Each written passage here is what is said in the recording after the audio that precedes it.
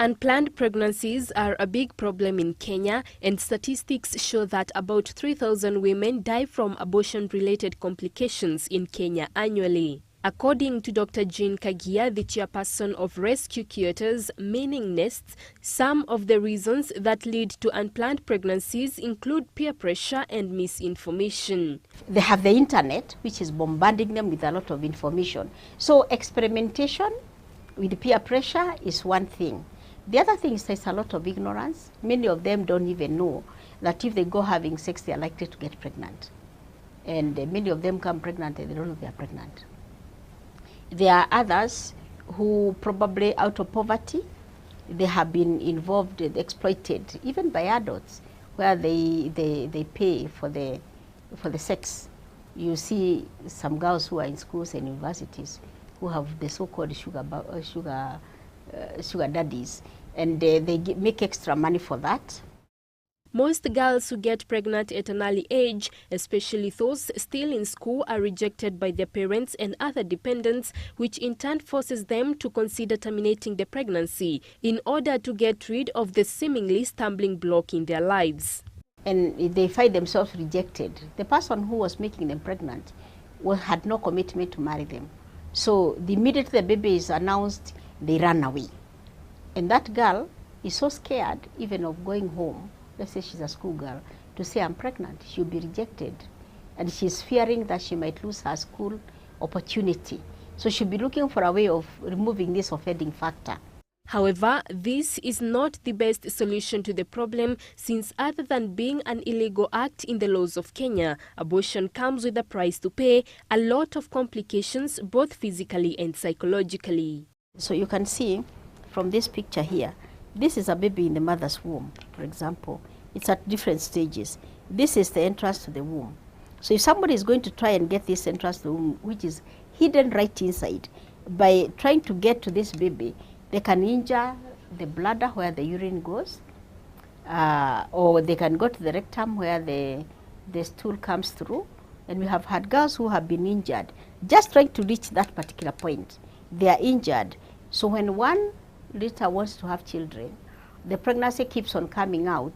After a few months, 3-4 months, the pregnancy comes out. There are others who can never get pregnant because their tubes were destroyed by infection, the uterus was removed. So that's the only baby they would have carried, and they will never carry another one, whatever they want. And because of that, one grows with a psychological problem where they will always live in a lot of fear and tension. There are others who will have what you call an anniversary syndrome. If they aborted in August, every August they'll be getting into depression because they remember they had aborted.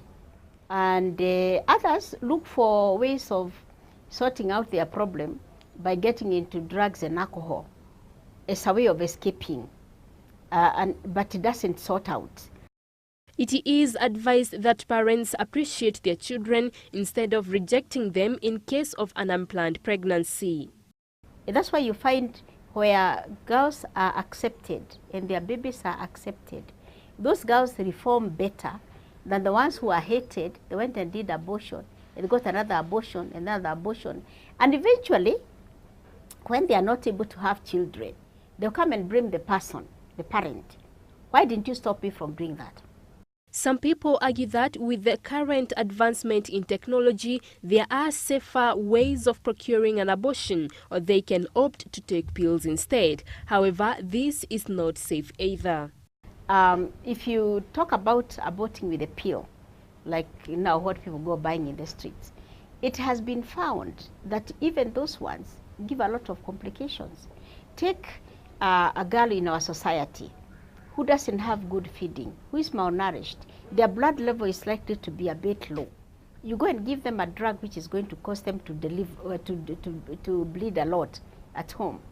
That girl is likely to end up with complications of bleeding than somebody who had a healthy body to begin with.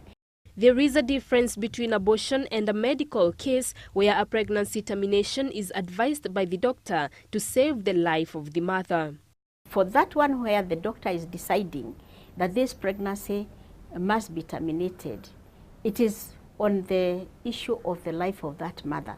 You are going to lose two, because you lose the baby as the mother dies. So, but that one doesn't have to have a law to tell you don't abort this girl. It's a medical condition. Whereas when you look at abortion, where it's being done on social ground, the two would live, but you're killing one willfully and possibly killing a second one. From a Christian perspective, Dr. Kagia advises that the only way for a victim of abortion to find peace again is by reconciling with God. Unless the girl goes to the Lord and she commits herself to the Lord and she gets delivered by the Lord himself fully, she will constantly live in that psychological fear of what she did. But the good news is that we are told in the Bible that even if your sins are as red as scarlet, you'll be forgiven, and you'll be forgiven, and the Lord will forget. He doesn't remember the sins anymore. So it's only by that walk with the Lord that you help the person to feel that they are forgiven and the Lord has actually forgotten what they did, so that they can now be able to turn their leaf in their lives and live a new life of no guilt conscience. It is in this milieu that the Protecting Life Movement Trust, an interdenominational and para-church organization, started rescue homes called kiotas, a Swahili word which translates to mean nests. The rescue kiotas were established to provide refuge, empowerment and transformation for women and girls in crisis pregnancies. For those who get pregnant and they are rejected, and in some cases ejected from their homes by the parents and guardians, if you do not give them that home, that accommodation, that love, they are definitely going to end up with abortion. And some of them will have problems, some of them will die, and of course they'll have killed their babies even if they don't die. So we are bringing in this particular service so that we can give the girls an alternative to going for an abortion. We visited one of the kiotas in the slopes of Murang'a, where more than 30 girls from all over the country have passed through. On reaching the home, we found 3 young girls aged between 19 and 24 busy doing some beadwork. And I would like to add here that don't just think because you have a home in Murang'a, it's only Murang'a which has got many girls who are getting pregnant. No, we have been humbled to see that since we opened in 2011 in Murang'a, we have handled 35 girls now who have come through our rescue center. And these girls have come from, we have had some from South Nyanza, from Kisumu, from Kisii, Kakamega, Busia, Eldoret. Though they were happy and contented in the home, they all had a story to tell of the challenges they have had to go through until they found their way to Murang'a. Nikaambia wazazi wangu, lakini babangu hakutaka kusikia, akanifukuza kwa nyumba yake.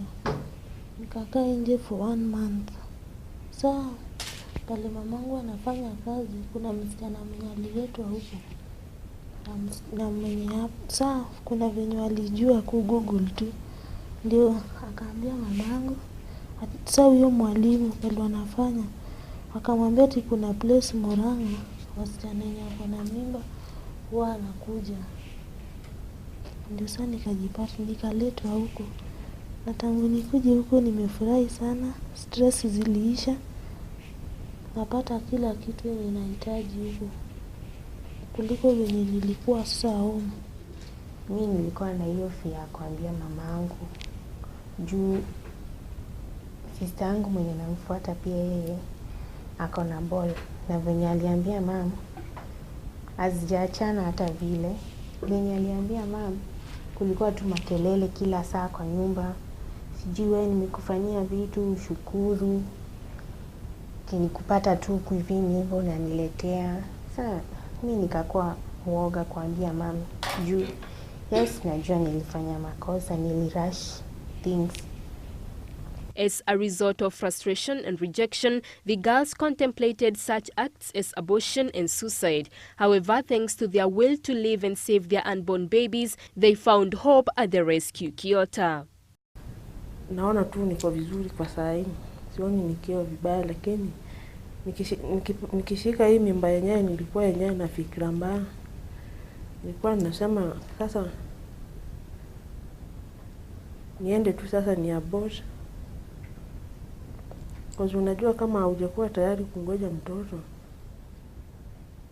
kama hauna mwelekeo wa kungoja mtoto, inaweza kuwa ni vigumu sana. Na sasa kijana mwenye alinipea mimba, tulikuanga tu na yeye vizuri, lakini kafika wakati akaanza kuniambia sijui mimba sio yake, sijui nini. Sometimes feelings of regret possess their hearts, but they admitted that they have learned a lot from the experience. They can only be thankful to the rescue home where they have found solace and rest. Hizi kosa, but nililearn kwa kujiaccept na kuaccept mtoto wangu. Once at the home, the girls are taught life skills such as beadwork to help them later when they resume normal life. Na kama tukitengeneza hizi bead,